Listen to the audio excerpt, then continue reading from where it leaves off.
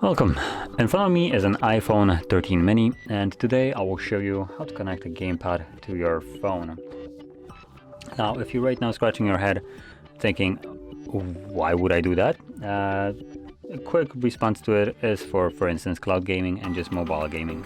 Some mobile games support gamepad, not all of them, so keep that in mind. There's plenty of games that will not support it, unfortunately.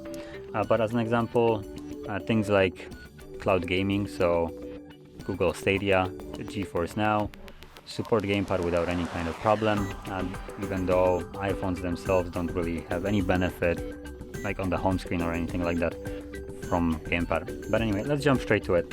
So number one, we're gonna open up our settings and navigate to Bluetooth options right here, just so we can see once it finds our gamepad. Obviously I'm using an Xbox controller right here, so just simply power it on and then put it in pairing mode. So you can see the light starts blinking, and simply wait for it to show up on your phone. And there it is, so click on it.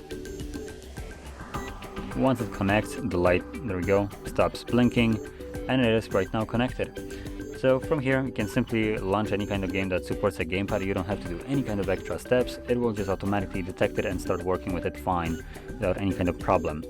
Same goes for like the Nvidia or GeForce Now and Stadia.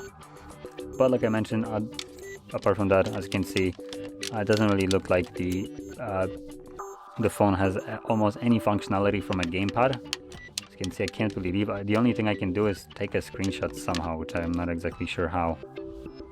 Whoa, and I can actually start recording screen as well.